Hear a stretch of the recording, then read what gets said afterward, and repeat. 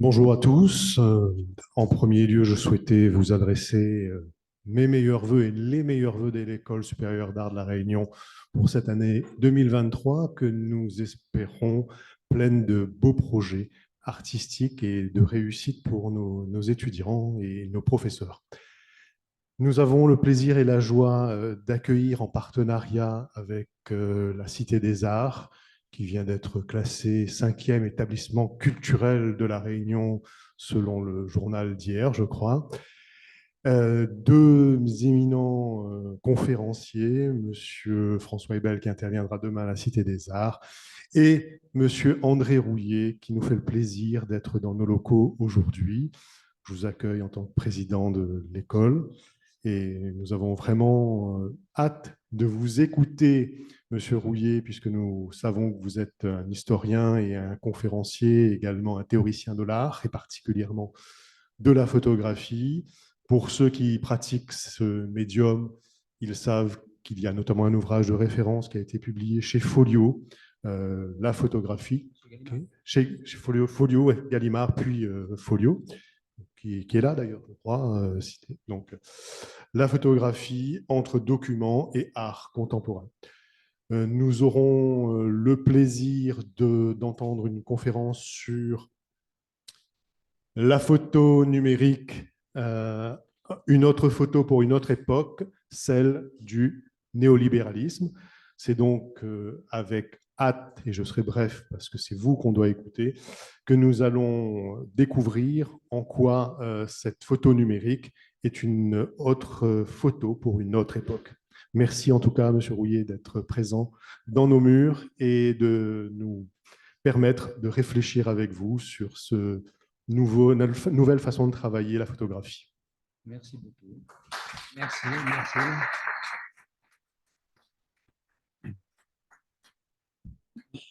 Alors, merci beaucoup pour votre accueil. Et je sais, regardez-moi, je suis très très rouge. Je me vois sur l'écran parce que j'ai profité du soleil et véritablement, il m'a marqué. Et voilà, c'est un Parisien qui vient à la Réunion. Ben voilà ce que ça fait, quoi.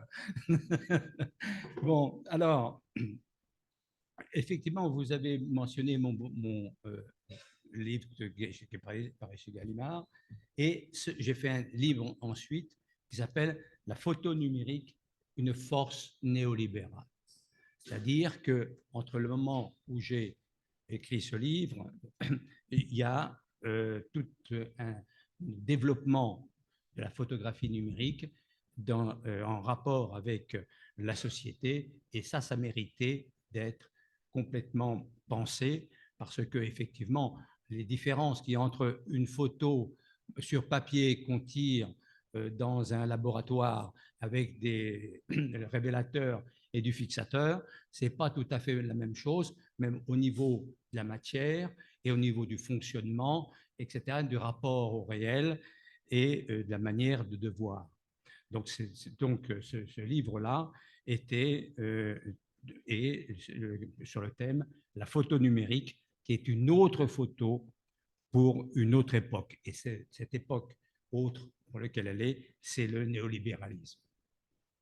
Alors, parce que je pense toujours qu'il faut penser les images en fonction des conditions sociales et historiques, hein, économiques, sociales, historiques, etc. Et donc la photo numérique n'échappe pas à ce problème. Alors, pourquoi donc et comment la photographie numérique a-t-elle fait éruption dans le monde au tournant du troisième millénaire, soit guère de plus d'un siècle et demi après la photographie argentique qui est apparue en 1839. Avec la photographie argentique est apparue avec l'industrie, avec les chemins de fer, avec la machine à vapeur, qui allait qui allait avec elle ouvrir le monde et élargir les regards. La photo argentique a doté la société industrielle naissante d'une image en cohérence avec ses pratiques, avec ses valeurs, avec ses rationalités. Et cette image était, la photographie argentique, était plus industrielle qu'artisanale. C'est-à-dire qu'au pinceau des peintres du 19e siècle, au crayon du dessinateur, aux outils du graveur, succédait une machine qui alliait la chambre noire des peintres, l'optique des physiciens et la chimie des industriels pour produire une image autre, d'une autre nature que celle des images manuelles existantes, c'est-à-dire autre en tant la photographie argentique, l'autre en tant qu'empreinte lumineuse des choses, produite sans intervention de la main. Une autre, la photographie argentique, était une image par son matériau sensible à une série d'actions et de réactions physiques et chimiques entre la lumière, les sels d'argent et les réactifs chimiques révélateurs et fixateurs. Donc, c'était complètement différent des images que les dessinateurs, les peintres faisaient. Et ça, on était en 1839, hein, pour la nouvelle, la photographie, la naissance de la photographie. Donc, c'était la photographie était un autre par son matériau de nature thermodynamique, hein, c'est-à-dire avec comme celui de nombreux matériaux industriels de l'époque. Donc il y a un rapport déjà avec la photographie argentique entre son fonctionnement, entre sa nature, entre sa matière et ce qui est en train de se développer et ce qui de fonctionner, c'est-à-dire l'industrie au milieu du 19e siècle. Alors, ces principes de la photographie argentique ont été associés à des notions d'exactitude et de vérité et propres aux documents. C'était fait avec des machines, avec des produits chimiques et non plus avec la main. Et ça permettait, réputer être une image exacte des documents.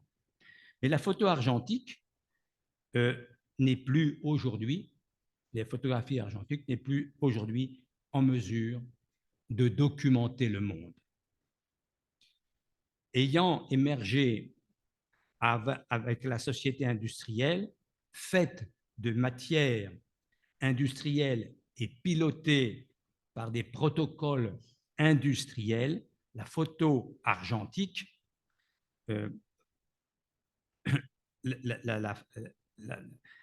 la photographie argentique est victime de l'avènement d'un monde nouveau. Et ce monde nouveau, c'est celui du numérique dans lequel elle est frappée d'obsolescence et supplantée par la photo numérique. Donc, c'est pour ça que la photo considère que la photo numérique est une image pour une autre époque, c'est-à-dire apparue au tournant des années 1980. Et c'est donc le rapport, on voit avec la photographie numérique le même phénomène, c'est qu'on produit des images, on produit des objets, dans l'industrie, etc. Donc on accorde les valeurs productives avec les images. On adapte les images avec les valeurs productives. Donc, la photo numérique est une photographie d'une autre époque qui est apparue au tournant des années 1980. Donc, il a fallu guère plus d'une décennie pour que le numérique s'empare de l'ensemble de la planète. Parce qu'effectivement, comme elle était en phase, elle était coordonnée, répondait aux besoins du monde, elle s'est répandue énormément. Donc, en une décennie, on s'est développé d'une manière très rapide. Le 21e siècle s'est amorcé avec l'essor fulgurant d'Internet, des réseaux sociaux, des smartphones et de la photo numérique. Cette véritable révolution technique a changé nos rapports au monde, au travail, au loisir, au savoir, à la création et à autrui. Parce qu'avec les smartphones, etc. Elle a ouvert une autre époque de la photographie, des images et de leurs pratiques. Alors que la photographie argentique était restée une affaire de professionnels et d'amateurs éclairés, la photo numérique s'est rapidement imposée comme une pratique universelle.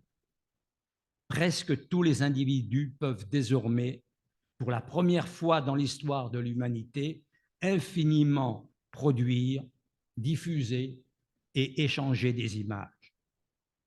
Cela a été permis par la substitution du matériau 01, un matériau numérique, de nature langagière à une substitution de ce matériau 01 au matériau chimique argentique de la photographie d'origine et par l'invention du smartphone dont la diffusion phénoménale a été et reste emblématique de notre époque.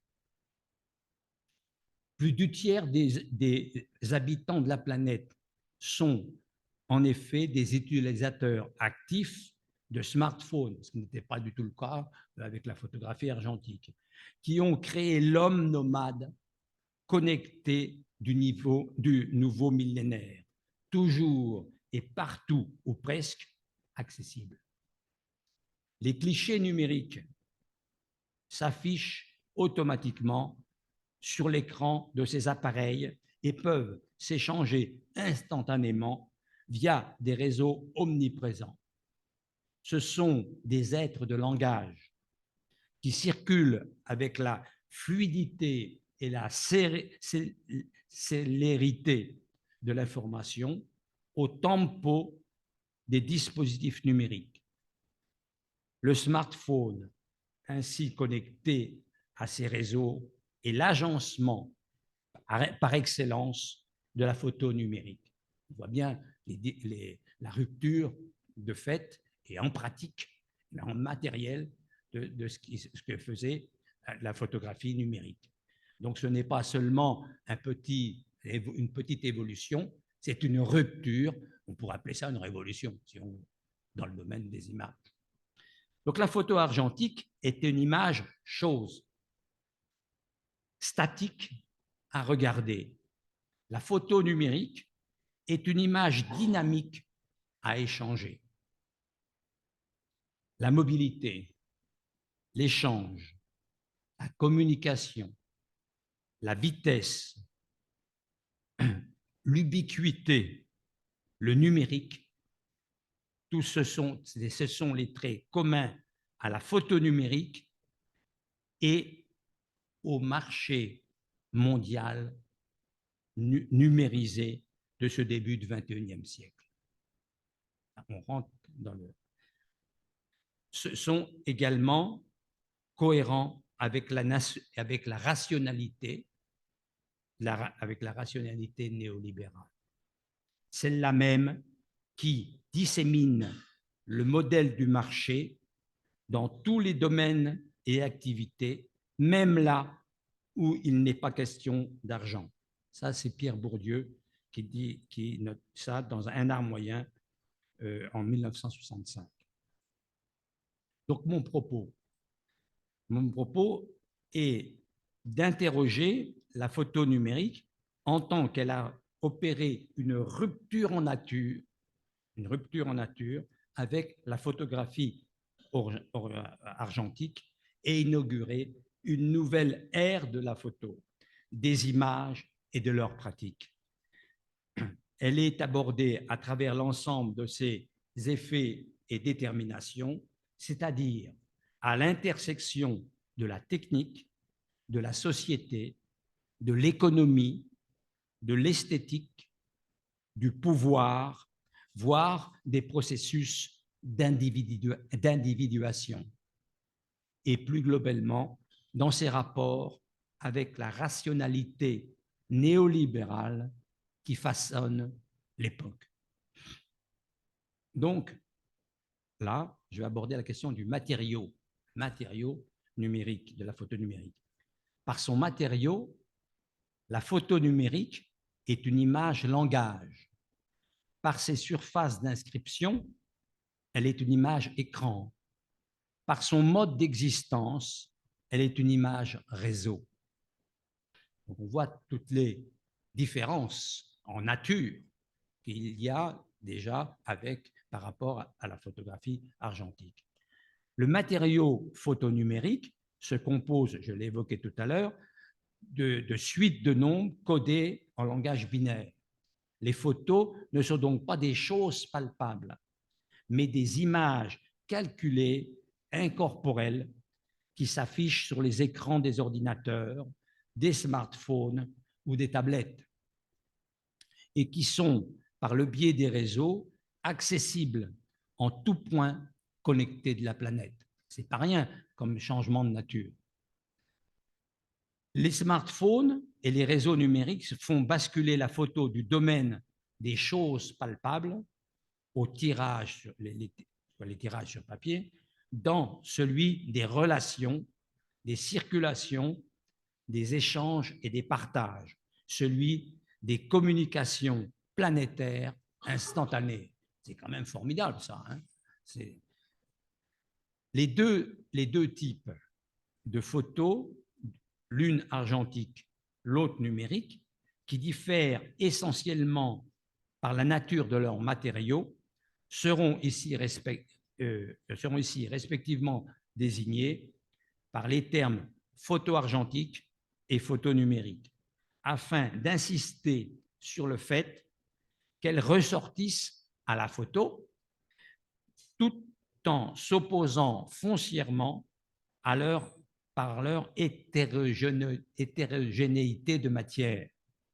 Les termes analogique et digital utilisés par certains auteurs pour désigner ont été écartés en faveur des termes argentique et numérique. Parce qu'effectivement, c'est par leurs matériaux que les images, les deux types d'images se distinguent. Il y a une rupture en nature par une rupture de matériaux. Afin d'éviter toute confusion terminologique, l'une et l'autre étant en effet analogiques, hein, les images, les photos numériques et les photos argentiques sont bien sûr analogiques. Donc, le mot analogique n'est pas pertinent pour les qualifier et pour penser comment elles fonctionnent. Donc, afin d'éviter toute confusion terminologique, afin également d'insister sur le fait que l'opposition profonde des deux versions de la photo repose sur leur disparité matérielle. Donc, le dispositif, ceci étant posé, après le matériau, je pose maintenant le dispositif. Donc, le matériau binaire de la photo numérique est très largement exploité par les smartphones. Seuls les professionnels et les amateurs, dits experts, utilisent des appareils spécifiquement hybrides dans lesquels la saisie, la production et la diffusion d'images côtoient des dispositifs communicationnels de diffusion textuelle et sonore. En outre, la substitution d'un écran de smartphone au dispositif œil-viseur cadre, hein, qui a équipé la majorité des appareils photo argentiques du XXe siècle, a totalement bouleversé l'acte de photographier en dévaluant le rôle séculaire de l'œil au profit du corps, c'est-à-dire en générant un nouveau type de regard que je nomme le regard du corps, c'est-à-dire ça. Avec un appareil, un smartphone, on travaille, on cadre plus avec le corps qu'avec les yeux. Donc, c'est le dispositif conduit à ça. Ce dispositif œil, viseur, cadre de la photo argentique avait soutenu un regard centré et surplombant sur le monde. C'était le regard de la représentation, de la rationalité des compositions géométriques. Ça, c'était avec la photographie argentique et les appareils photo et les viseurs. Au contraire, le regard soutenu par les smartphones dévalue le rôle de l'œil au profit du corps. C'est-à-dire que l'œil est comme ça et l'œil, il existe encore, il est mobilisé encore, mais il est dévalué par rapport au corps. De l'œil au corps, les structures formelles se dissolvent. Le regard soutenu par le smartphone dévalue le rôle de l'œil au profit du corps. Dans le smartphone. De l'œil au corps, les structures formelles se dissolvent. La défaite de l'œil face à un regard du corps s'accompagne d'une nouvelle catégorie d'opérateurs que je nomme la multitude, donc ils sont en multitude, la multitude des infra-amateurs. Des infra-amateurs. Donc, on s'arrêter un petit moment sur les infra-amateurs. Parlons-en. Donc, la photo argentique avait ses experts professionnels ou artistes, ces héros de la grande épopée du photojournalisme, mais aussi ces amateurs dont Pierre Bourdieu a étudié l'art moyen dans les années 1960. Les lenteurs et les relatives complexités du processus de production chimique des photos argentiques, notamment à cause de l'étape du laboratoire, a eu un triple effet, c'est-à-dire de limiter le nombre des amateurs, d'élever le niveau culturel et technique global et de stimuler le mouvement des photoclubs. Or, l'irruption planétaire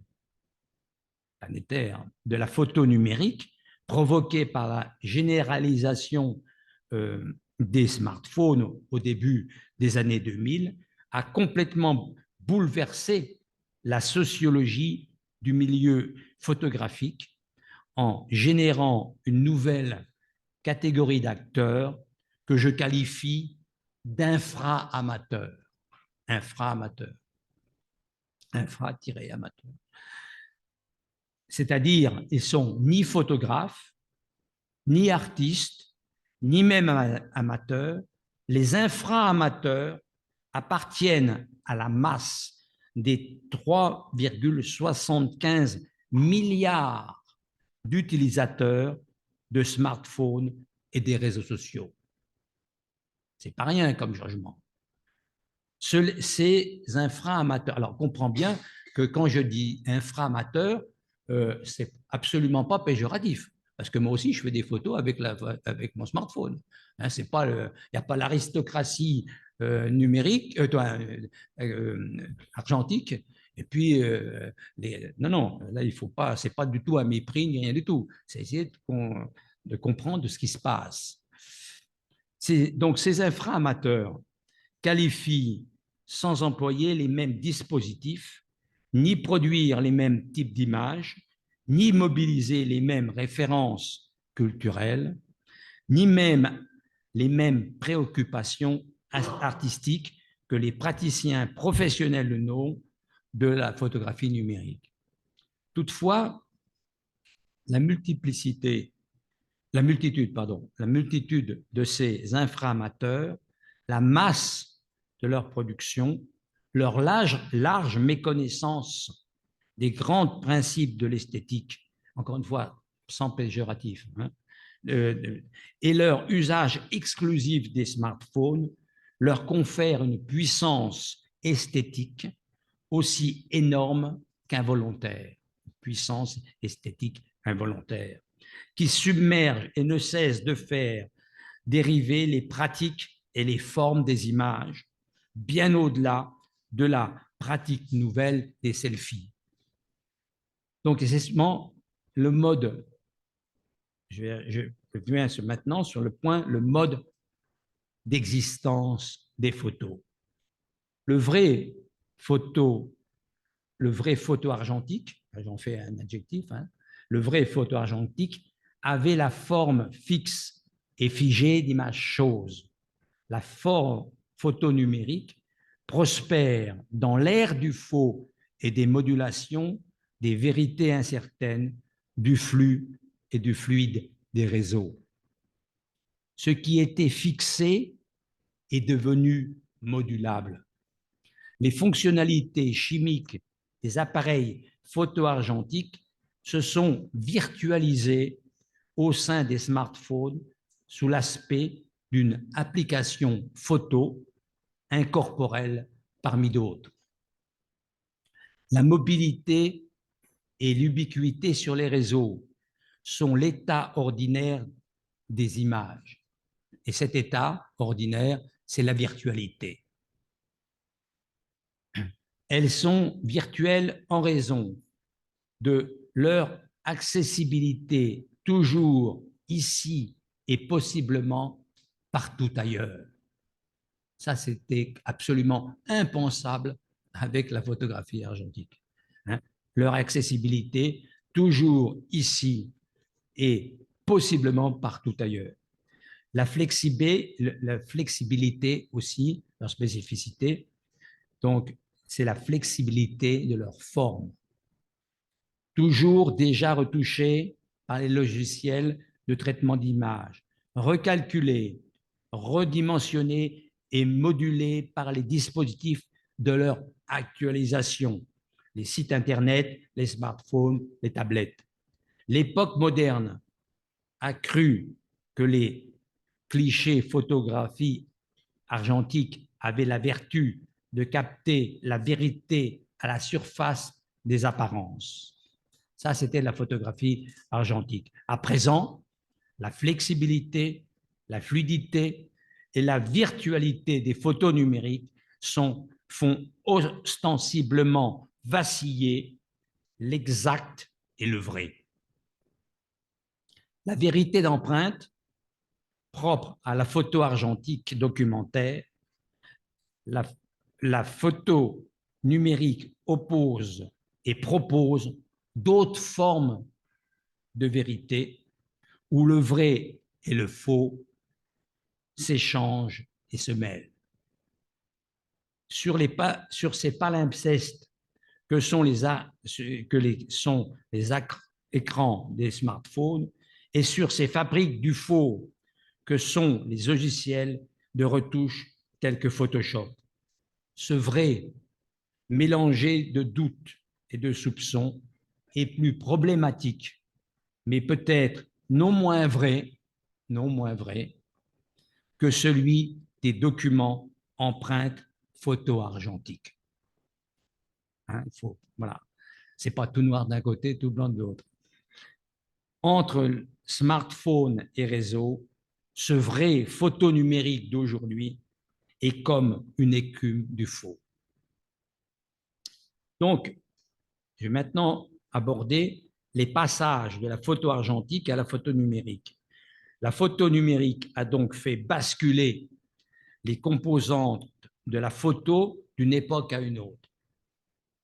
Les matériaux, des sels d'argent au nombre, les supports, le papier aux écrans, les appareils, les traditionnels boîtiers aux smartphones, les modes de diffusion de l'imprimerie au réseau, les regards de l'œil au corps. Mon idée, c'est qu'avec la photo numérique, on ne regarde pas avec les yeux, on regarde avec le corps. Les régimes de vérité, de la vérité d'empreinte à l'ère du faux. Avec la photo argentique, on croyait détenir une vérité d'empreinte, il y avait une empreinte, et là, on passe vers une ère du faux. Les modes d'existence des images sont de la photo argentique à la photographie numérique, donc de la fixité à la mobilité, du moule à la modulation. Les opérateurs, s'agissant des opérateurs, c'est des reporters et amateurs ce que j'appelle aux infra-amateurs. Et l'horizon philosophique, hein, c'est qu'on passe de Platon à Leibniz, c'est-à-dire de la caverne à la monade. Donc, vous voyez que la rupture entre les deux est assez profonde. En 2019, les 2,5 milliards d'infra-amateurs utilisant Facebook ont publié sur ce seul réseau 350 millions de photos numériques par jour. C'est pas rien. Les concordances de ces éléments avec l'époque ont généré des pratiques, des vitesses et des matières nouvelles d'image en provoquant un véritable séisme esthétique. On va aborder le séisme esthétique. Alors, le séisme esthétique, en introduisant la vitesse dans les images, la photo numérique produit des esthétiques à toute vitesse et à profusion. Elle annule les délais qui séparaient la saisie, la visibilité et la diffusion des clichés photo argentiques. Elle substitue un regard indirect du corps, je l'ai dit, via l'écran, au séculaire regard direct de l'œil via le viseur. L'écran, ce n'est pas un viseur. Elle remplace l'ancienne et lente contemplation des épreuves sur papier par une consultation distraite, souvent en mobilité, de flux d'images sur des écrans de smartphone. Le séisme esthétique provoqué par la photo numérique intervient à la jonction du dispositif technique des smartphones et des réseaux qui en sont la condition et le prolongement. Elle intervient à la jonction de l'époque qui en est le cadre et des infra-amateurs qui en sont les auteurs. Justement, parlons des infra-amateurs. Alors que les bouleversements esthétiques de l'art et de la photo argentique ont été l'apanage d'une minorité active d'artistes et de créateurs, ceux de la photo numérique sont l'effet de la masse anonyme de ce que j'appelle les infra-amateurs, qui sont largement dépourvus de la connaissance des images, indifférents à l'esthétique ou principalement portés vers des usages prosaïques de la photo. La massification, l'automatisation, la banalisation, la gratuité et les pratiques addictives stimulées par les réseaux sociaux, ainsi que les usages vernaculaires circonscrits aux utilités ordinaires, les usages vernaculaires circonscrits aux utilités ordinaires aboutissent à des sortes d'esthétiques qui sont involontairement à rebours des esthétiques classiques reconnues. Photographier sans compter en réagissant plus qu'en réfléchissant, sous la forme réflexe d'un dégainé capté, partagé, sans vraiment voir, cela crée des dynamiques esthétiques qui à la fois déjouent les normes visuelles, ruinent la représentation et négligent la fonction documentaire.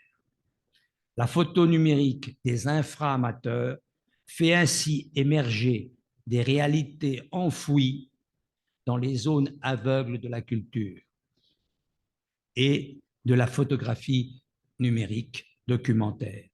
Les réseaux sociaux débordent ainsi de fastes photos à représentatives, c'est-à-dire non représentatives, dont les esthétiques sont aspirées, accélérées et chamboulées par la communication et les partages d'individu à individu sur les réseaux. En fait, la photo numérique des infra-amateurs n'abolit pas totalement la représentation. Elle l'ouvre. Elle l'ouvre. Elle fait dériver les esthétiques représentatives vers des esthétiques aberrantes qui atteignent des réalités que les rationalités et les normes de la représentation ont longtemps éclipsées. Ce n'est pas de mode négatif, hein. Refoulé ou dénié.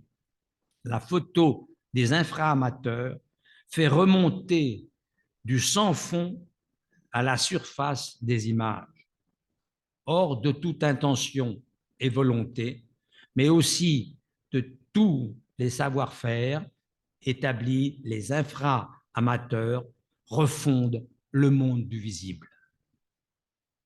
Donc, la force néolibérale, c'est pourquoi la photo numérique est une force néolibérale. Alors, pourquoi et comment? Les bouleversements techniques, esthétiques, sociologiques et économiques, ainsi que les enjeux de pouvoir dans lesquels la photo numérique est impliquée, participent d'un même ordre de rationalité, le néolibéralisme, qui substitue aux verticalités d'hier les originalités du monde d'aujourd'hui, capitaliste, mondialisé, numérique et financier. Le néolibéralisme, sans être lui-même une doctrine figée, impose de multiples façons au monde, aux images et aux individus les accélérations et les textures du numérique. Les néolibéralismes disséminent la rationalité du marché dans l'ensemble des activités, marchandes ou non, productives ou non, jusque dans les subjectivités des individus eux-mêmes, dans leurs pensées et leurs actions. La photo numérique, qui a été littéralement propulsée dans le monde entier par les réseaux sociaux à partir de 2004, et surtout par les smartphones à partir de 2007, occupe une place centrale dans les stratégies capitalistiques des grandes entreprises néolibérales du numérique telles qu'Apple et Facebook et d'autres. La puissance technique du numérique a mis celle-ci en capacité de collecter, traiter en continu et monétiser des masses énormes et de données sur la vie des individus et en leur accordant l'infinie possibilité de photographier et d'échanger gratuitement leurs clichés et leurs messages sur les réseaux. Or, ce troc tacite de la gratuité d'usage des réseaux contre la captation des données personnelles des usagers est de nature néolibérale dans la mesure où il s'agit d'un montage économique inédit, redoublement efficace, adossé à des ressources spécifiques du numérique dans le but de construire un marché planétaire en transformant en marchandise la vie de milliards d'individus. Donc, je vais parler également de la gratuité du contrôle et du pouvoir. Le dispositif planétaire des réseaux sociaux, des smartphones et des photos numériques et de la photographie numérique n'est pas un synonyme de liberté. La gratuité qui stimule les échanges de messages et les photos numériques, par conséquent des masses de métadonnées, est un vecteur de contrôle algorithmique continu de la vaste population des utilisateurs.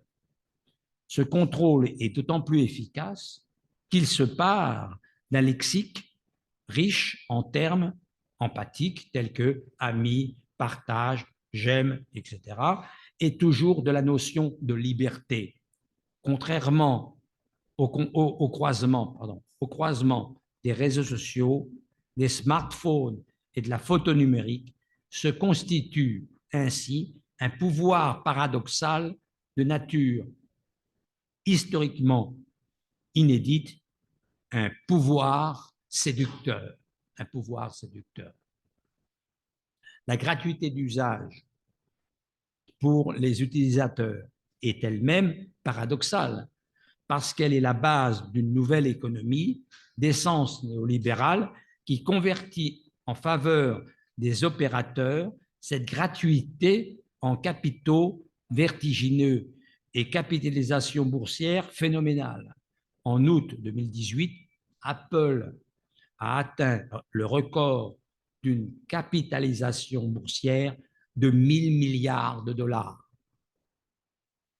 La rationalité néolibérale se décline plus furtivement dans le fonctionnement technique même de la photo numérique.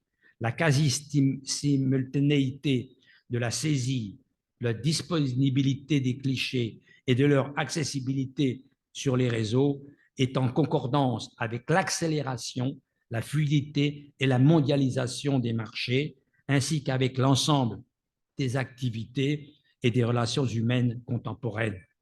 En transformant de fait chaque cliché en une micro-expérience néolibérale, la photo numérique instille subrepticement et continuellement dans la sensibilité des individus les valeurs du néolibéralisme, du marché de l'époque numérique. L'instantanéité, l'accélération, la fluidité, la circulation, l'ubiquité réelle qui font disparaître les anciennes limites entre l'ici et l'ailleurs, la nation et le monde, le privé et le public.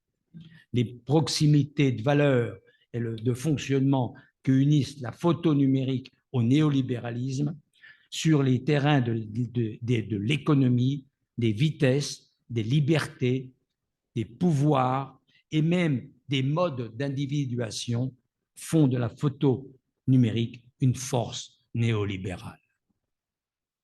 Mais c'est pour une autre raison encore.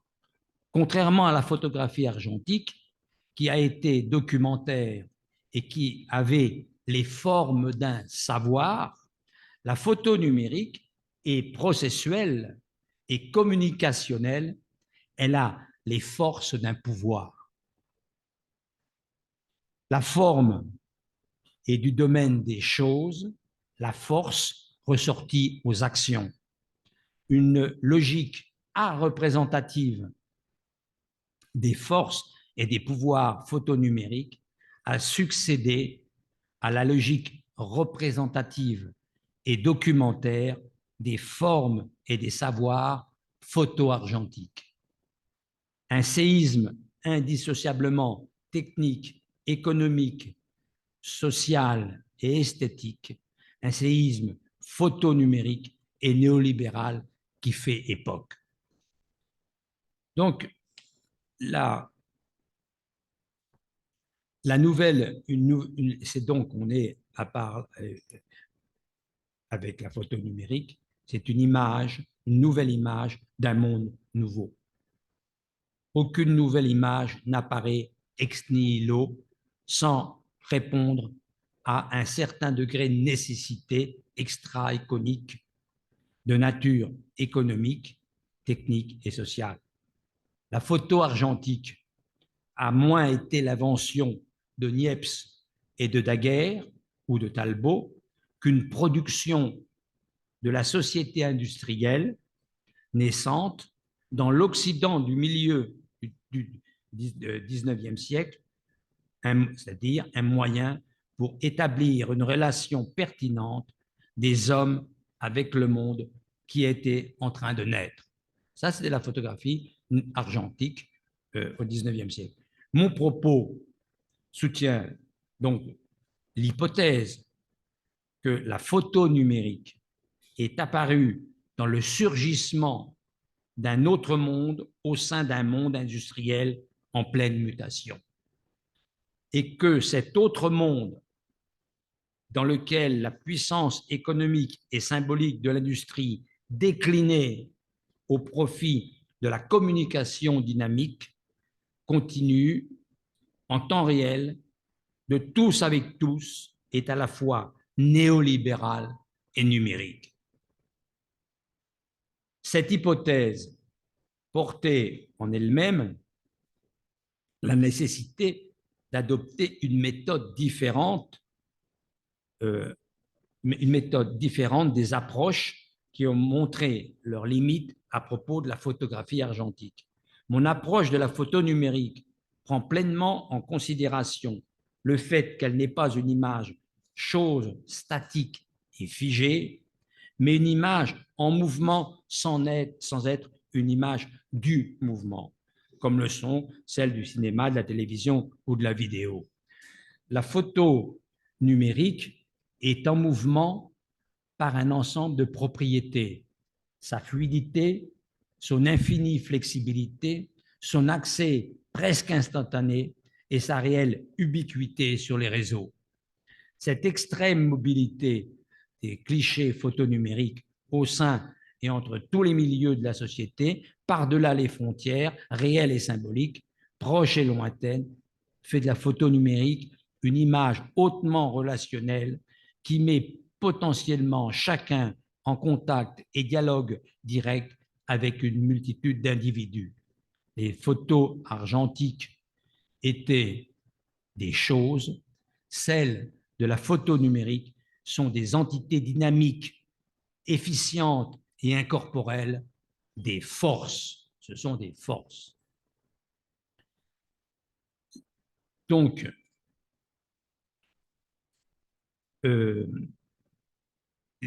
je peux préciser autre chose, que la photo numérique est une image dialogique et clivée. L'extrême sophistication des dispositifs techniques, combinée à un modèle économique hautement néolibéral, a permis de proposer aux utilisateurs une offre d'un nouveau genre, prodigieusement séduisante et totalement inédite, l'accès illimité et entièrement gratuit à des techniques inouïes et réellement magiques. Cette offre littéralement hyperbolique, à la conjonction de la photo et des réseaux numériques dits sociaux, a eu pour effet d'opérer une césure majeure dans le champ des images, en particulier dans celui de la photo, en convertissant une large proportion des individus du monde entier à une activité inouïe, produire et échanger sans limite et instantanément des photos numériques, en faisant ainsi positivement de chacun un producteur et un consommateur à satiété sur les réseaux. Je vais peut-être m'arrêter là. Je peux continuer encore, hein, mais bon. Voilà. Alors, j'ai quand même dire. Hein? Oui, oui, alors je prends 30 secondes et puis je m'arrête. Ce sera à vous de parler. Alors, cette situation incontestablement extraordinaire, parce que oui, c'est extraordinaire, a fait de la photo numérique associée aux réseaux sociaux le parangon même d'une forme de liberté paradoxale, une liberté paradoxale, mais paradoxale là, qui est important, hein, dans laquelle la gratuité pour les utilisateurs est la source de profits colossaux pour les opérateurs. La liberté d'usage techniquement et économiquement offerte est donc un vecteur néolibéral de contrôle et de profit. Merci.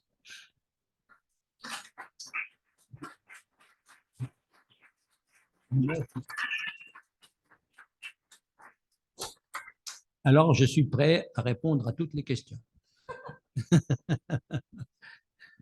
Et je dois prévenir que j'adore la photo numérique, hein. Je ne fais pas beaucoup avec le smartphone, c'est avec l'appareil photo.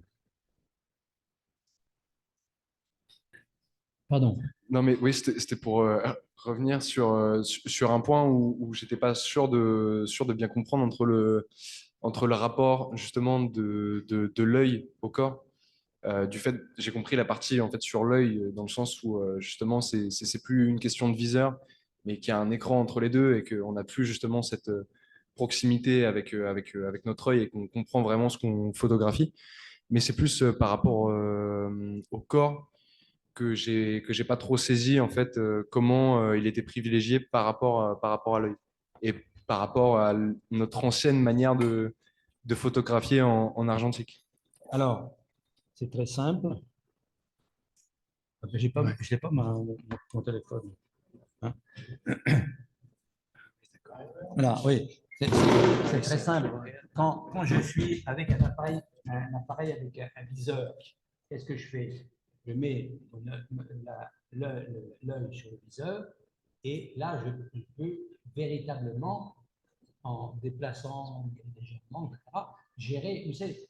Mais là, quand on est en photographie comme ça. Donc ça, on ne peut pas, on peut plus. C'est ça que je dis, justement, on photographie avec le corps, c'est-à-dire pas avec l'œil. Entendons-nous, quand je dis pas avec l'œil, oui, bien sûr qu'on n'est pas débile, on regarde. Hein. Non, mais je veux dire, on voit, là, mais ce qui guide, vous voyez, même ne serait-ce que le fait de mettre le smartphone à distance, il bouge un peu, et puis tandis qu'avec un viseur, on pose au millimètre. Je vais vous faire une confidence. Là, moi, je fais de la photographie numérique. Parce que, c'est-à-dire, je suis maso, donc, parce que, mais je fais de la photo numérique, pas avec ça. J'ai un appareil avec un viseur. Et je travaille qu'au viseur. Je ne peux pas faire ça.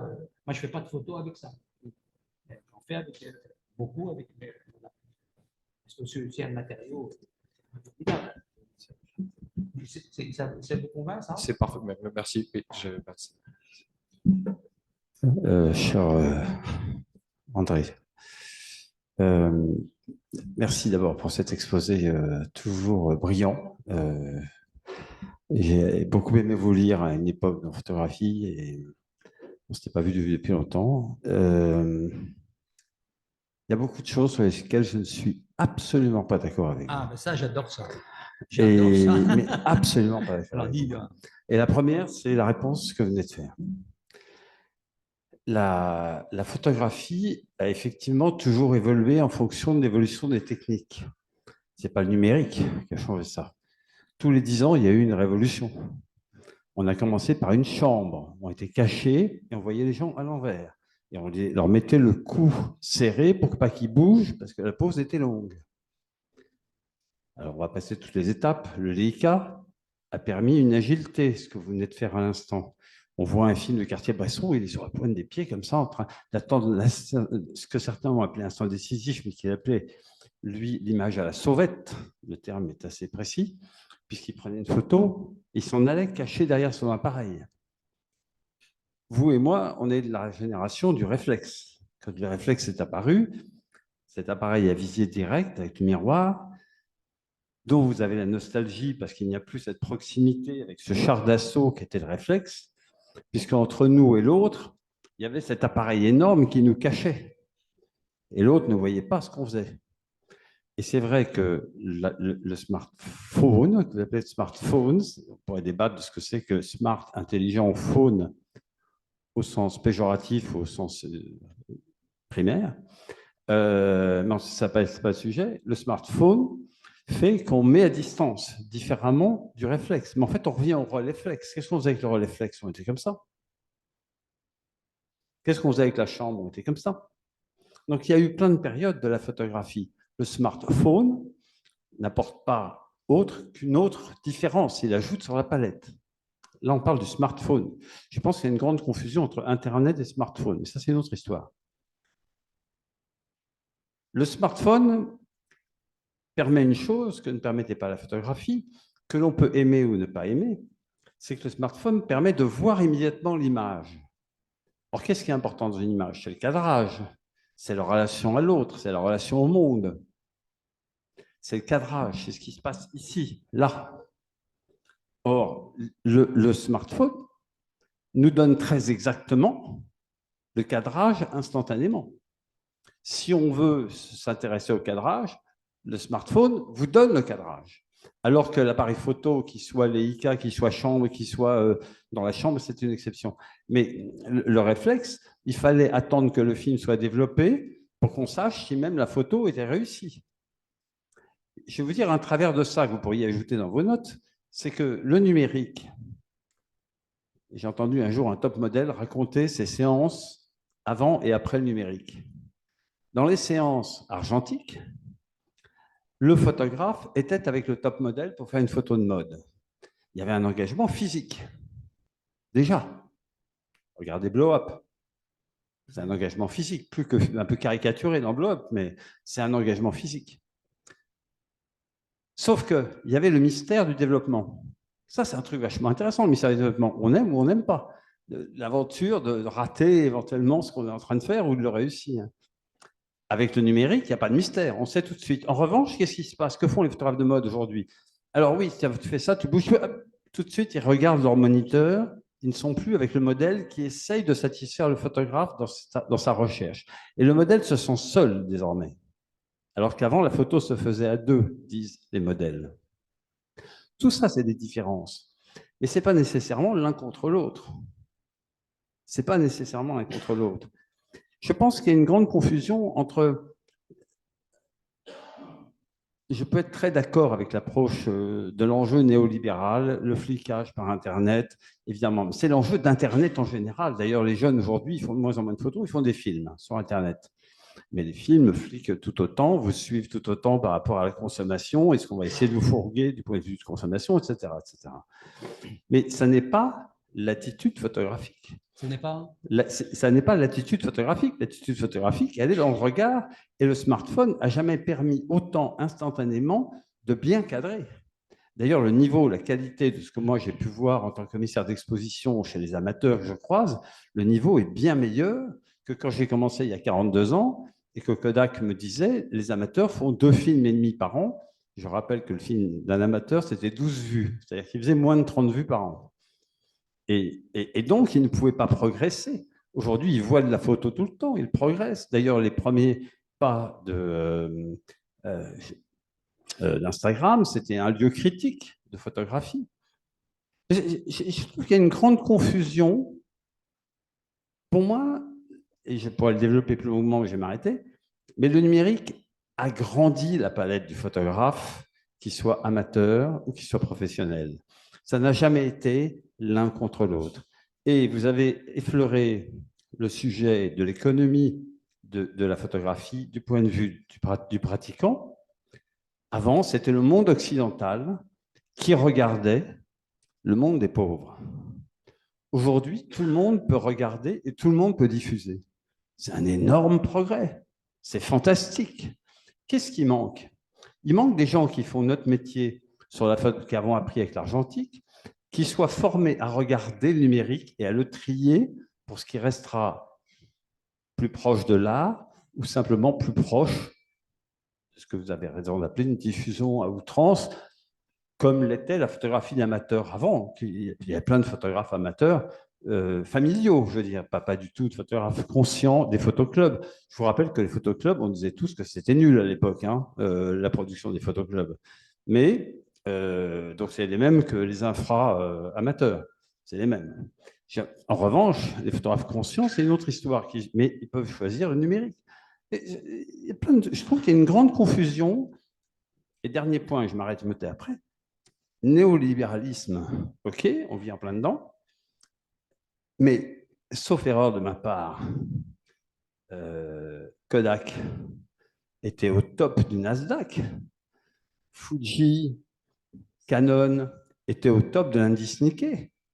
Aujourd'hui, c'est Apple, c'est les diffuseurs genre, je ne trouve plus leur nom, Facebook et compagnie, mais qui sont au Nasdaq, indice Nikkei et compagnie. Enfin, pas tellement indice Nikkei, au Nasdaq. Mais il y a toujours eu une industrie florissante autour de la photographie. Et ça, c'est pas nouveau, quoi. C'est pas nouveau. Pardon, c'est un long développement, mais j'en avais besoin.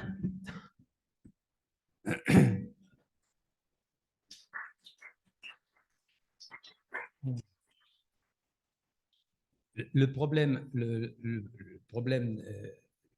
je crois qu'un peu penser, c'est pas chercher les continuités, c'est de souligner les différences.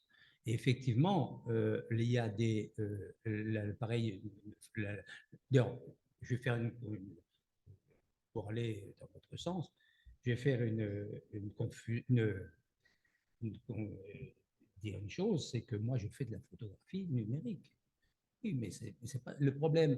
Le problème, je pense que la photo, je fais pas du tout de photographie argentique parce que ça m'évite d'aller dans le laboratoire. C'est-à-dire que la photographie argentique nous mettait dans la chimie avec les trucs, les laboratoires, etc., etc. La lourdeur, le fait qu'on ne le voyait pas immédiatement. Mais les photos, les appareils numériques, c'est magique. C'est absolument magique. Moi, je fais que de la photo numérique. Mais le problème que je suis en train de dire là, c'est que cette magie-là, d'une certaine manière, on la paye cher. C'est tout. Mais c'est là l'idée. Mais encore une fois, je ne ferai plus jamais une photo argentique. Jamais. Parce que c'est ça l'idée. C'est parce que c'est séduisant. Que on peut faire effectivement, on a l'image tout de suite, on a etc.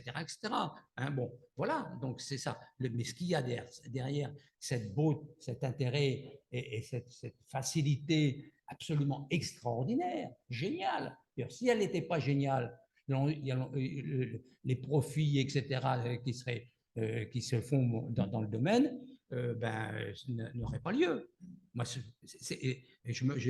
toujours, j'en parle autour de moi. Hein, je me rappelle quand dans le labo que j'avais dans ma salle de bain et que je disais c'est pas possible. Alors que là, mais c'est magique. Mais le problème, donc ça, c'est absolument ça. Mais ce que je dis, c'est derrière ce côté magique, il faut en voir d'une certaine manière qu'on le paye très cher. Mais pas obligatoirement même au niveau d'argent, mais c'est ça l'idée. Et voilà. Mais le côté magique de la photo numérique, mais c'est absolument, ça ne fait pas de doute. Je promets, je ne monopolise pas, mais juste un point. Sur la diffusion, il faut toujours déplacer le débat. Si vous regardez ce qui s'est passé dans la musique et ce qui se passe dans la photo aujourd'hui, les premiers succès d'Internet, ça a été des jeunes artistes et des jeunes musiciens qui se faisaient connaître non pas par l'industrie du disque, mais sur Internet, et pour qui tout à coup c'était un accélérateur. La photographie, c'est pareil. Ça permet, si nous voulons bien nous donner la peine de regarder, parce qu'il y en a des masses astronomiques, ça nous permet de repérer, sans avoir à traverser le monde, empreinte carbone et compagnie, de repérer des artistes qu'on ne voyait pas avant. Et moi, la quantité de fois où j'ai pu sélectionner des travaux à distance, voire même avec des photographes qui venaient d'argentique d'ailleurs. Mais on est évidemment au passage piégé et on va nous vendre ensuite un article qu'on n'avait pas demandé à acheter. Mais le numérique a permis à des gens comme JR, qui est un artiste que je respecte énormément, de pratiquer un art mondial avec la photographie. Et je le rapproche d'un certain Boltanski, qui, lui, avec l'argentique, travaillait sur la mémoire. JR travaille sur le contemporain. Et ils ne sont pas si loin l'un que l'autre, parce que les photographies qu'ils montrent l'un et l'autre sont des photographies banales. C'est leur mise en contexte qui devient intéressante. Or, JR n'aurait pas pu, sans l'argentique, exister. Et il y a des photographes qui ont même fait le saut, comme Sophie Ristel-Weber, qui a commencé remarquablement en argentique, et qui ensuite a trouvé dans l'art de la manipulation numérique quelque chose qui l'a satisfait. Donc, je veux dire, j'avais besoin de nuancer un peu tout ça. Excusez-moi de cette intervention. Encore une fois, je suis moi, je pratique que la photo numérique, mais d'ailleurs pas sur le smartphone pour des raisons notamment de voilà. Donc, mais je veux dire par là, voir l'intérêt, voir ce qu'il peut y avoir de tout nouveau et d'extraordinaire, ça n'empêche pas de pointer les effets. Et ce qu'il faut, je parle essentiellement, c'est quand même, c'est dans les réseaux, c'est le fait que ce n'est pas les professionnels de la photo, c'est tout un chacun. C'est le tout un chacun qu'il faut voir. Et donc, quel rapport ça fait, ça donne au monde et quel rapport, c'est ça qui est important. Et voilà. Donc, encore une fois, je répète que c'est une avancée extraordinaire, mais qui a des effets absolument très, très importants et qu'on pourrait appeler délétères ou je ne sais pas quoi. Voilà, c'est tout. Mais c'est encore une fois, c'est tout. Oui, je vais poser une question toute simple, parce que je suis assez inculte. Excusez-moi. Voilà.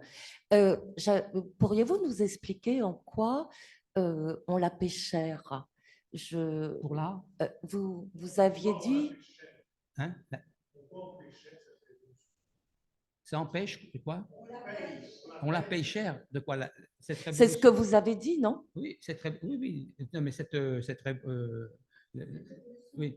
Mais si vous voulez, le photo numérique, qu'est-ce qui se passe? Bon. D'ailleurs, je l'ai dit, c'est que déjà, les appareils photo, dans la photo numérique, elle permet d'abord que tout le monde fait des photos. Vraiment, c'est véritablement tout le monde est en train de faire des photos ou a la possibilité de le faire. Ça fait donc notamment une manière de contrôle sur les gens. Oui, de contrôle, c'est-à-dire qu'effectivement, on a les pouvoirs de police, etc., etc. Ça contrôle, ça permet de contrôler. Et également, c'est un élément tout à fait important. On peut effectivement contrôler ce que les gens qui font et puis en plus, c'est des profits qui sont faits par des grosses boîtes. Mais voilà, et puis ça donne un petit peu du monde, un rapport qui est, j'allais dire, qui est comment il y a une collecte des choses sans véritablement les regarder. Je crois qu'au smartphone, on n'a pas la possibilité de véritablement regarder. C'est-à-dire c'est approximativement. Voilà. Mais bon, il y a plein de... C'est pris. Bonjour monsieur, je voudrais juste, moi je m'appelle Cathy, donc je voudrais juste poser une question et puis aussi peut-être témoigner de quelque chose. Enfin, moi, je ne suis pas photographe du tout. Et j'ai pourtant utilisé la photographie dans certains de mes travaux, une photographie faite avec mon téléphone. Parce que, comme vous le disiez, effectivement, elles font de très bonnes photos. On n'a pas forcément besoin d'être photographe parfois pour trouver le bon cadre et la bonne lumière. Et c'est un outil très précieux parce que mon travail à moi n'est pas de faire de la photographie, mais plutôt de rapporter des récits du monde à travers l'image. Et justement, ma question, elle était plutôt tournée autour de l'usage, comme vous disiez, de ces infra-utilisateurs. Je ne sais pas comment vous avez appelé ça, j'ai noté, mais j'ai oublié. Merci, infra-amateurs. En fait, c'est assez intéressant parce que l'usage du numérique, elle permet effectivement de produire énormément d'images très rapides. On n'est pas forcément photographe, mais en tout cas, elle nous donne une lecture du monde, je trouve, et qu'on peut voir de partout. Et en tant que commissaire d'exposition, effectivement, on peut aussi trouver des talents chez les artistes parce que l'usage facile et économique a aussi révélé dans les écoles d'art des artistes, des jeunes étudiants qui se tournent vers ces pratiques-là et qui du coup ouvrent des nouvelles voies de l'usage de cet outil. Et aussi parce que ça apporte une nouvelle lecture, je pense, des géoéconomies sociales et notre rapport au monde, à notre façon d'explorer le monde et de le pratiquer, qui est à la fois instantané, multiple. Et je trouve que aussi il permet d'être en mouvement. Ça permet quand même le mouvement puisque l'image est souvent renouvelée dans des lieux. Il y a des gens qui pratiquent des images récurrentes de lieux et on en voit rapidement des métamorphoses. Voilà, et donc voilà, c'était un petit peu ce que je voulais dire. Si quelqu'un veut. Non, mais moi, je suis tout à fait d'accord que le fait que en fait, c'est quoi? C'est une modernité, etc. Bon, et effectivement, mais ça apporte des choses qu'on n'avait pas avant. Bon. Mais la photo numérique telle qu'elle est là, c'est moi ce que je suis en train de dire, c'est que sous ce côté positif, l'intérêt, tout ça, donc ça c'est évident. Mais qu'est-ce que ça produit derrière? Qu'est-ce que ça produit derrière? C'est ça l'idée. Moi, c'est remonter, c'est l'autre face de cette modernité-là. Voilà. Parce que les effets, l'intérêt, etc., et dans les pratiques ordinaires, etc., eh bien, c'est évident que ça apporte, encore une fois, du possible. Mais j'ai voulu montrer que derrière ça, mais c'est vrai, dans beaucoup d'objets, de créations nouvelles, des créations nouvelles, à la fois, ça nous apporte des avantages, ça fait là, mais qu'en revanche, ça a un certain nombre d'inconvénients, et puis aussi, ça permet de déplacer les rapports qu'on a aux choses. Voilà. Donc ça, c'est vrai pour la photo numérique. Etc. Moi, c'est vrai que si, comme je le dis tout à l'heure, j'ai des souvenirs à chaque fois que je fais, je vais vous dire, à chaque fois que je fais des photos avec mon appareil qui est là, que je quitte jamais, c'est ce magnifique appareil avec on a un viseur, etc. À chaque fois que je fais des photos, je me rappelle, et puis que j'ai la photo tout de suite sur mon ordinateur, je me rappelle quand je passais mes nuits à développer mes films et puis tirer mes photos sur papier. Et en plus, j'arrivais qu'à avoir du noir et blanc. Là, j'ai en plus la couleur, bon, etc. Et puis, j'ai l'image immédiatement. Bon, effectivement, c'est un monde. L'idée est quoi? C'est que c'est incomparablement positif, mais ce que je suis en train de dire, c'est que c'est l'autre face du positif. Voilà, c'est tout. Une petite question. Excusez-moi, j'ai le micro, j'en profite. Une petite question, je voulais savoir ce que vous pensiez d'un phénomène très actuel qui vient reposer la question de l'œuvre et de l'auteur pour ce qui concerne toujours la production, la diffusion des images aujourd'hui, qui sont les œuvres créées par les intelligences artificielles, qui sont, je ne sais même pas si on peut encore les appeler des œuvres photographiques, qui sont des œuvres digitales et qui sont signées de noms d'artistes. Je pense à une œuvre en particulier, une toile qui s'appelle, je ne sais pas si vous la connaissez, le Théâtre d'Opéra Spatial, qui a reçu un prix de la Foire d'État du Colorado en 2022, qui est signé d'un auteur qui s'appelle Jason Allen et qui a été créé de toutes pièces, du coup, par un système d'exploitation qui s'appelle Midjourney. Les étudiants et étudiantes l'utilisent et nous en parlent beaucoup en cours. Et donc, ce système d'exploitation, son mode opératoire, c'est instruire des termes, des mots, donc voilà, un vocabulaire, une sémantique. Et ce système-là va aller puiser dans le flot et le flux d'images anonymes existant sur la toile.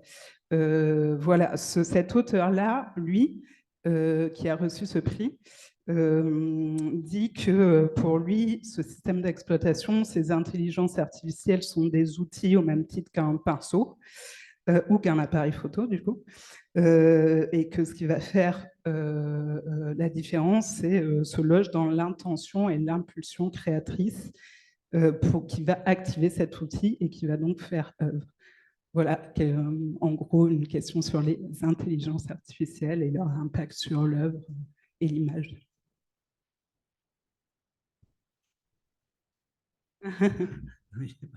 J'ai pas bien compris votre question. Pour tout vous dire, techniquement, vous parliez très très proche des trous que j'ai pas très bien. Ah, mince. Je voulais savoir en fait simplement ce que vous pensiez de l'utilisation des intelligences artificielles aujourd'hui et de leur rôle dans la création des images, des nouvelles images. Je sais pas. Non, mais, je veux dire qu'il faut que je comprenne quelque chose de précis. Vous voyez, parce que l'intelligence artificielle comme ça, pour moi, c'est un peu abstrait. C'est pas tout à fait dans la problématique qui est la mienne, qui est celle-là. Désolé de ne pas répondre. Alors, je pensais aussi à l'intelligence artificielle, notamment, on utilise toutes les photos qu'on publie sur les réseaux sociaux pour fabriquer des algorithmes qui sont ensuite utilisés dans les smartphones. Aujourd'hui, quand les gens font une photographie avec leur smartphone, ça évolue à toute vitesse et quand ils mettent leur téléphone, eh bien, ça repère que c'est un portrait. L'arrière-plan est flouté et le visage est parfaitement exposé, même si c'est comme on a sous nos lumières des superbes contre-jours. Il y a le filtre glamour qu'on utilisait sur certains logiciels qui entre en action. La personne n'a plus de boutons, n'a plus de rides, la lumière est impeccable. Et ça, c'est grâce aux algorithmes qui sont fabriqués avec toutes les images qu'on a pu publier. Oui. Donc, on ne peut plus rater une photo avec un téléphone, alors qu'avec un appareil photo, on peut encore rater des photos. C'est la grande supériorité de l'appareil photo. Oui, oui. Et tous ces algorithmes sont utilisés aussi pour tout un tas d'autres fonctions, puisque aujourd'hui, des gens fabriquent des photos qui ne sont pas leurs photos. On est devant une cascade en Islande. J'ai vu une super photo de cascade en Islande faite avec un téléphone. Ça a repéré que c'était une cascade. Il y a un tas d'images embarquées dans ces algorithmes et c'est une superbe pose d'ongles. Donc c'est en train, c'est plus la réalité qu'on photographie. C'est une construction à partir de toutes les images qu'on a répertoriées, emmagasinées. C'est intéressant cette intelligence artificielle. Bien sûr.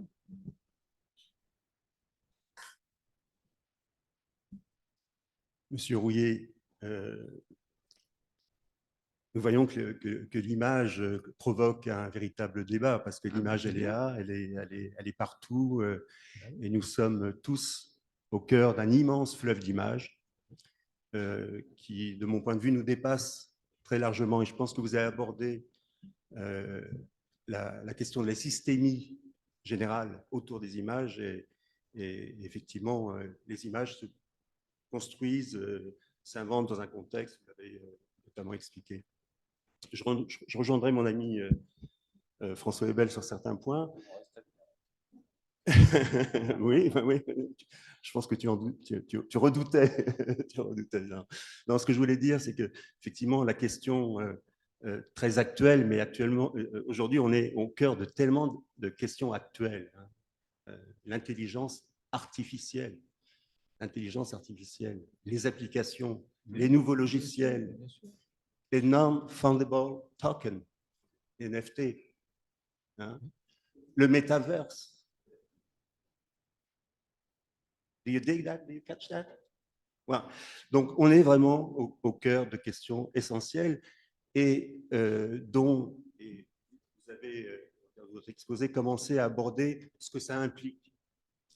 Et je pense, en tant que praticien et en tant que, on va dire, lecteur un peu assidu de tout ce qui se joue autour de la question des images, moi, j'aimerais juste dire plusieurs petites choses. Alors, il y a une question. Est-ce que pour comment dire, éclaircir un peu le débat, ça ne soit pas ici, hein, mais est-ce qu'on ne pourrait pas différencier ce qu'on appelle la photographie, hein, l'étymologie de photographie, écrire avec ces particules, avec ces photons hein, qui tombent sur la surface sensible, hein, qui prend ces photons, et ces photons sont répercutés sur l'épreuve, etc., avec peut-être, et on voit dans les interventions, on passe de photographie numérique à image, photo numérique, image. Non, non, ce n'est pas pareil, parce que les photons, ils s'arrêtent sur le capteur numérique. Et après, vous l'avez bien indiqué, c'est du 0,1. C'est plus, voilà. Ce sont des images numériques. Donc ça, c'est un premier commentaire. Ensuite, un deuxième commentaire qui nous permettrait peut-être d'aller un petit peu plus loin, c'est effectivement de différencier, vous le faites à votre manière, mais différencier la pratique de la photographie numérique. Les artistes, les professionnels, quand effectivement on peut désactiver les automatismes, faire des choix de profondeur de champ, etc., où on est acteur, avec ce que j'appelle comment dire, l'appareil qui produit des images précuites. Tout le monde est photographe aujourd'hui, tout le monde est vidéaste et tout le monde est cuisinier. Vous achetez de la bouffe congelée, vous le mettez dans le micro-ondes et ça produit quelque chose d'extraordinaire. Les images, c'est exactement la même chose. C'est exactement la même chose. Pardon? C'est pas la définition de M. Escoffier. Mais bien entendu. Mais la logique qu'a développée M. Rouillet, donc cette logique néolibérale, et elle n'est pas spécifique, on le sait, elle n'est pas spécifique à la production d'images. Elle se décline dans tous les compartiments de la production des marchandises et des idées. Hein. C'est la logique de ce que M. Rouillet appelle la logique néolibérale. Donc peut-être, alors une question, peut-être, essayons de différencier donc la photographie hein, et les images numériques. Et puis aussi, faisons attention, faisons de la même manière qu'effectivement, excusez-moi, de la même manière que quand on n'est pas cuisinier, effectivement, on met sur la table un pain plongé qu'on vient de mettre dans le micro-ondes. Grosso modo, c'est comme ce qui est proposé dans un restaurant. Mais ce n'est pas pareil. Ce n'est pas pareil. Pour les images, on est à peu près dans les mêmes je dirais, les mêmes problématiques. Et aujourd'hui, effectivement, alors ce qu'on oublie aussi, effectivement, c'est que la technique, c'est un cheval de Troie de l'esthétique. C'est-à-dire que les appareils, le smartphone, il a une esthétique embarquée. C'est pour ça que toutes vos photographies se ressemblent. Il y a une esthétique embarquée là-dedans. Et malheureusement, de mon point de vue, alors attention, c'est une question d'usage. Bien sûr que c'est pratique le smartphone, mais de la même manière que c'est pratique le fast-food. Et le problème, et là on risque d'aller vers une sorte de totalitarisme soft, c'est quand tout doucement, on impose, et il n'y a même pas, comment dire, de complot, on impose tout doucement une seule manière de manger, congelé, fast-food. C'est exactement la même chose avec les images. Donc faisons une différence hein, sur les usages, sur les pratiques, sur les outils, et je pense que, comment dire, l'urgence, il y a une véritable urgence, hein, parce que l'arrogance des discours du marketing et de la technique est extrêmement puissante. On parle effectivement de NFT, on parle de metaverse, etc., etc. Qui fait la différence entre Internet et le web? Qui fait la différence entre Internet et le web? Ouais, je vais...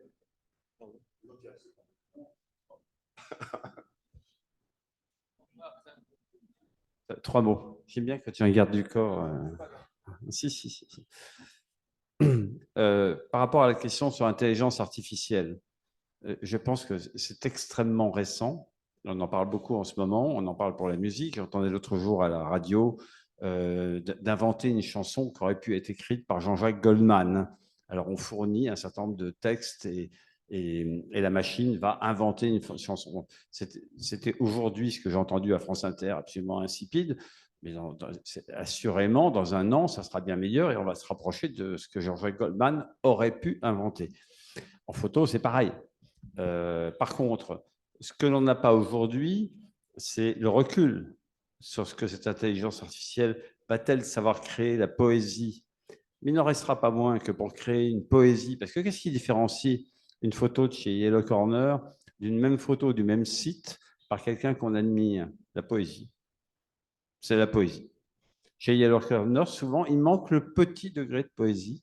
La photo, elle n'est pas mauvaise, mais il manque le petit degré de poésie qu'ont certains artistes. Alors, dans les photographies nourries par l'homme, il ne faut jamais oublier ça. God is man-made, le Dieu est une invention humaine. L'intelligence artificielle est nourrie par l'homme.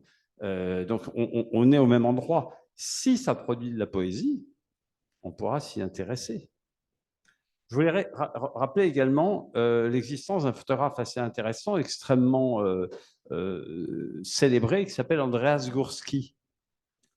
Andreas Gursky produit depuis longtemps des images, une photo, à base de 300, 400 ou 500 photos, qu'il réassemble, remonte comme si c'était une photo vraie. Il n'a pas attendu l'état actuel du numérique qu'il faisait dans les années 90.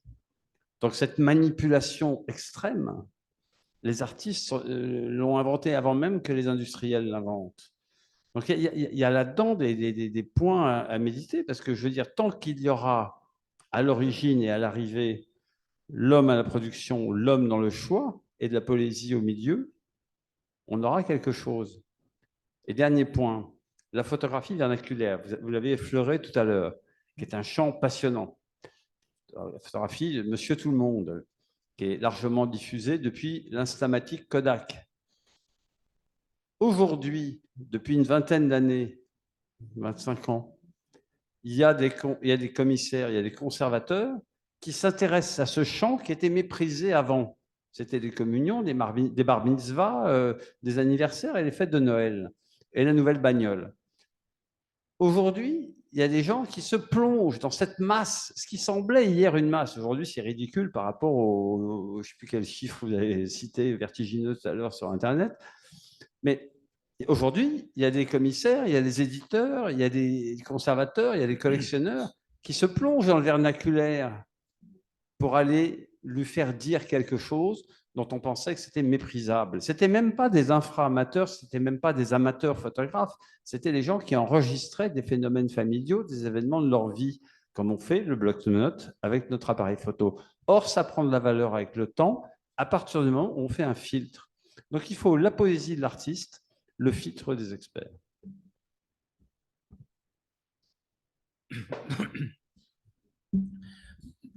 Moi, je crois qu'il ne faut pas oublier de fait comment la pratique, parce que ce n'est pas les artistes qui sont en question, ce sont les gens ordinaires qui ont une activité, j'allais dire, comme ça, tout en permanence, etc. etc.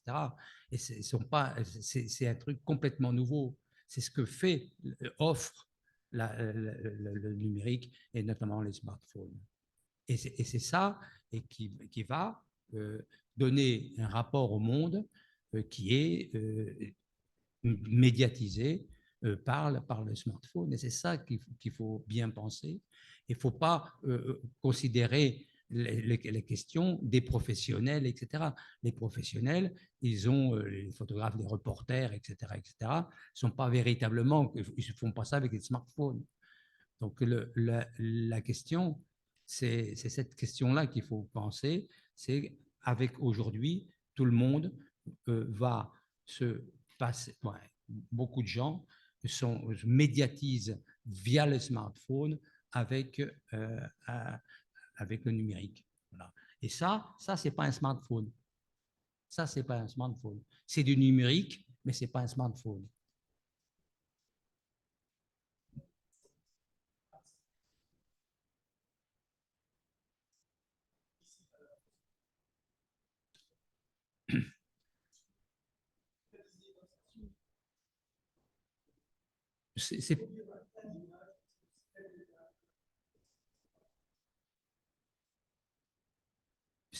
Moi, je crois que c'est pas non.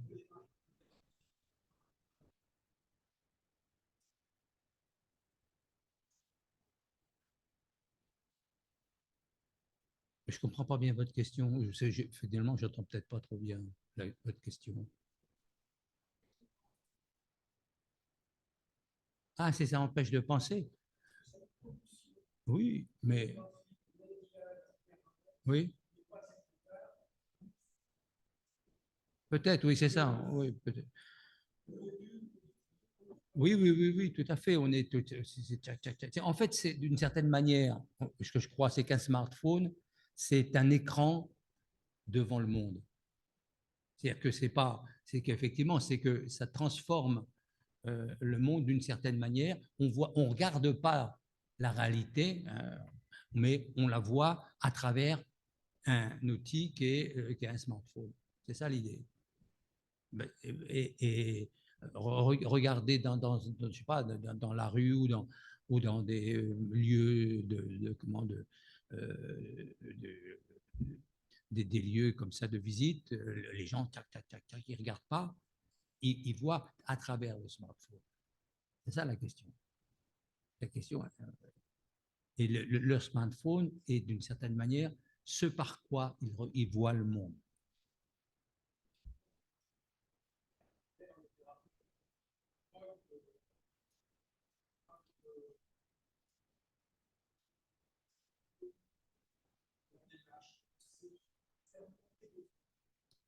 Peut-être, oui, tout à fait, oui. Oui.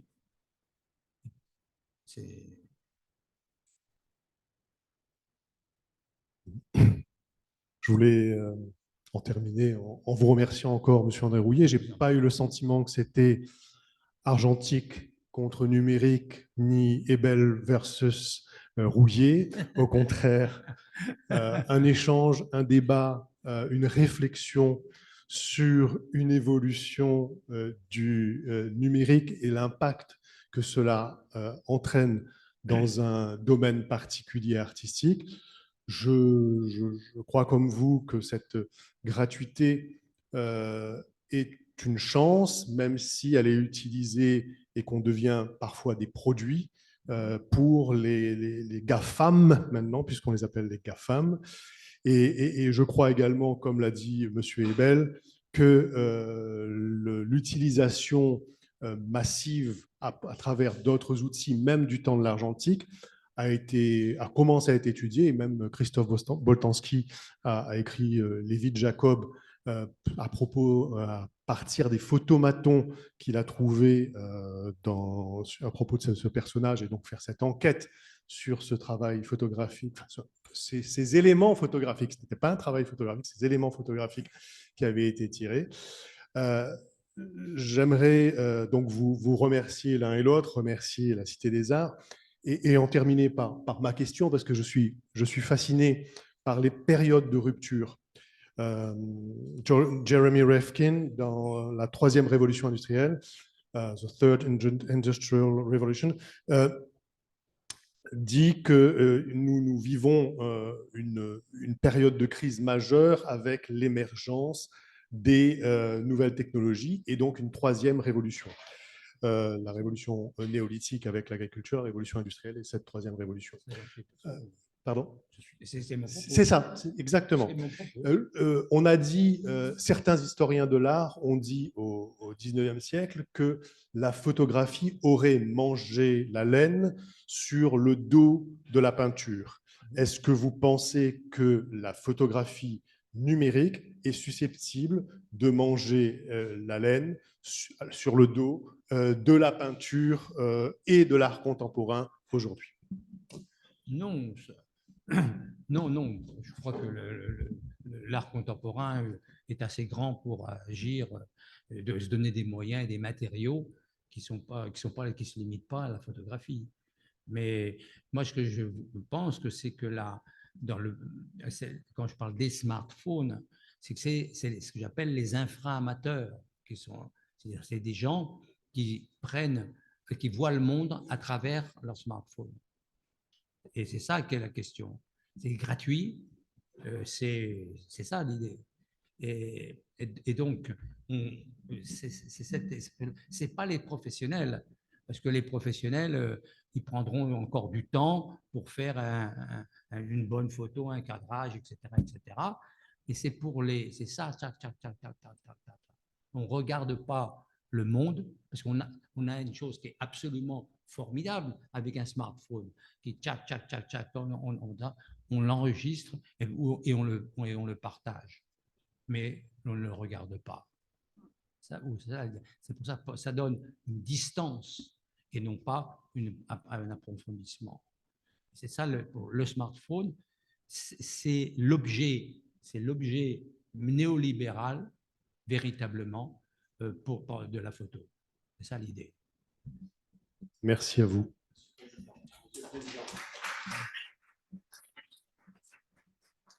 Monsieur le Président, vous avez mentionné les GAFAM et François Ebel tout à l'heure parlait de poésie. N'oublions pas que les GAFAM et leurs serviteurs sont d'admirables poètes. Je vous rappelle que nos images sont conservées dans des nuages. Bonne fin de journée.